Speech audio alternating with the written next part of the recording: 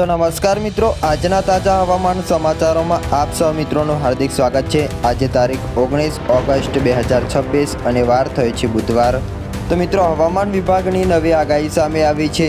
રાજ્યમાં cyclonic circulation અને monsoon ટ્રફની અસર હેઠળ દક્ષિણ ગુજરાતના મોટાભાગના વિસ્તારોમાં સાર્વત્રિક વરસાદ નોંધાયો છે, જ્યારે ઉત્તર ગુજરાત અને સૌરાષ્ટ્રમાં છૂટોછવાયો વરસાદ મિત્રો જોવા મળ્યો છે।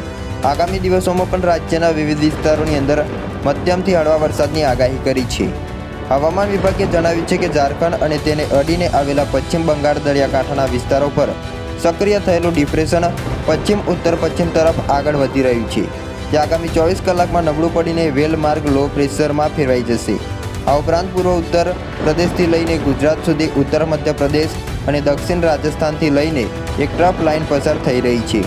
તેની સાથે જ રાજ્યના નીચલા સ્થળે દક્ષિણ પશ્ચિમથી પશ્ચિમ દિશાના પવનો ફૂંકાઈ રહ્યા હોવાથી રાજ્યમાં વરસાદી માહોલ જળવાયો છે।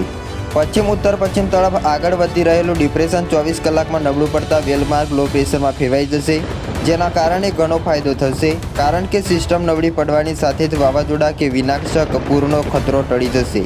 તેમજ ખેતી અને જળાશયો માટે લાંબા સમય સુધી ઉપયોગી એવા મધ્યમથી ભારે વરસાદ રાજ્યોમાં જોવા મળશે, જેથી ખેડૂતોને કોઈપણ ચિંતા વગર ખેતીકામ કરી શકશે।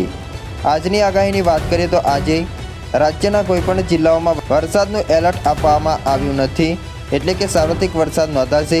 જ્યાં દક્ષિણ ગુજરાતના વડોદરા, છોટાઉદેપુર, નર્મદા, ભરૂચ, સુરત, ડાંગ, તાપી, નવસારી, વલસાડના ઘણા વિસ્તારોમાં હળવાથી મધ્યમ વરસાદ અથવા ગાજવીજ સાથે ઝાપટા પડી શકે છે। ઉત્તર ગુજરાતની વાત કરીએ તો બનાસકાંઠા, વાવથરાદ, પાટણ, મહેસાણા, સાબરકાંઠા, ગાંધીનગર, અરવલ્લી, ખેડા, અમદાવાદ, આણંદ, પંચમહાલ, દાહોદ અને મહીસાગર જિલ્લાના કેટલાક સ્થળોએ વરસાદી માહોલ જોવા મળી શકે છે, જ્યારે સૌરાષ્ટ્ર અને કચ્છના સુરેન્દ્રનગર, રાજકોટ, જામનગર, પોરબંદર, જૂનાગઢ, અમરેલી, ભાવનગર, મોરબી, દ્વારકા, ગીર સોમનાથ, બોટાદ, કચ્છ અને દીવમાં પણ છૂટાછવાયા સ્થળોએ વરસાદની શક્યતાઓ છે।